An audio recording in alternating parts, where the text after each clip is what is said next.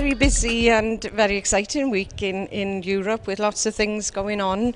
Manon Jones has joined us in the office to come for work experience for a week to see what we do and how things happen in the Parliament. So Manon, it's been a very exciting time to be here, but what have you been doing this week? Everything really. I've been doing some things in the office, translating Welsh and English, which has been quite nice. Been to a few conferences. The one on agriculture was particularly interesting because obviously it's very relevant in Wales, and then listening to everyone talking their different languages was great as well. And it's the economic crisis that's happening means that everyone's eyes are on Europe for a change, and here you are in the middle of it. Yeah, it's great to actually be here and see it, what is happening, what people are trying to do about it, rather than just sitting at home and wondering, really.